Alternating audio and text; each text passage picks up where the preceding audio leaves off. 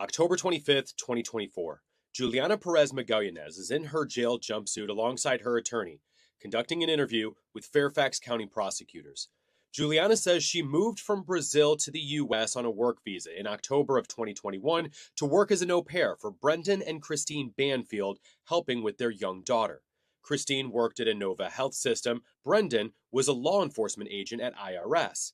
Juliana says she and Brendan started having an affair together about 1 year into her work, living with the Banfields in their Herndon home. Juliana says she was public about their relationship, and sometime around October 2022, Juliana says Brendan told her that he wanted Christine out of the picture. And then I asked him, we're going to divorce her. He said, that's not what I'm thinking about. And then he explained that he was thinking about finding a way to just get rid of her out of the picture. During this interview, Juliana says Brendan was the mastermind who drew up the playbook of how he and Juliana would work together to stage Christine's murder. Over the next few weeks, Juliana says Brendan told her about a website called fetlife.com, a kink BDSM fantasy dating website. Juliana says Brendan created a fake profile on FetLife pretending to be Christine. She says the two of them would log on to Christine's work computer, attempting to solicit someone over to their house to perform a rape fantasy with Christine. Juliana says Brendan was looking for a specific type of person. Somebody that sounded like violent and was kind of playing the way he wanted the person to play.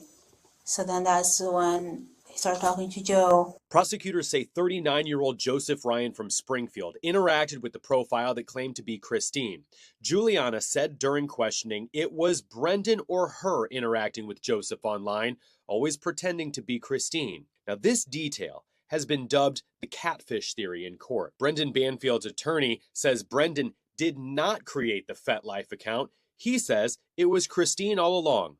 In court hearings leading up to the trial that's scheduled for October, a Fairfax County police detective trained in digital forensics testified that he pulled and analyzed all of the digital data on the devices that were used to access the FetLife profile. It was his professional conclusion that it was Christine on the computer, not Brendan. During the July 10th hearing, that detective was put on the witness stand and he was questioned about his work. He testified that his supervisors reassigned him off of the case against his will. Banfield's attorney is suggesting someone in the police department concocted the catfish theory based on something other than what the evidence shows. The prosecutors and the defense both agree. Someone was talking to Joseph Ryan online, inviting him over to play a rape fantasy with restraints and a knife. When questioned by prosecutors, Juliana said while the discussions with Joseph Ryan continued, Brendan took her to a shooting range to learn how to fire a gun. Fairfax County Police pulled records from the shooting range that show Brendan and Juliana at the range twice in the months leading up to the killings. Juliana also said Brendan made changes to the home before then. They changed the whole house, the whole type of a window. Juliana describes Brendan buying what she called very expensive new windows that were more soundproof. She told prosecutors that Brendan wanted her to help him test them out. And then I went outside in the driveway, and then he went up to the bedroom, and then he started screaming and yelling to see if I could hear anything from outside. And? I barely hear. I couldn't really hear much. Juliana says the plan, the day of the killings, was for Christine to be in the home alone when Joseph Ryan arrived for the sex fantasy that he was invited over for. Juliana said Brendan pretended to go to work, but says he was really staked out about 6 minutes away. Juliana says she told Christine that other au pairs were taking their kids to the zoo that day, so Christine bought them zoo tickets.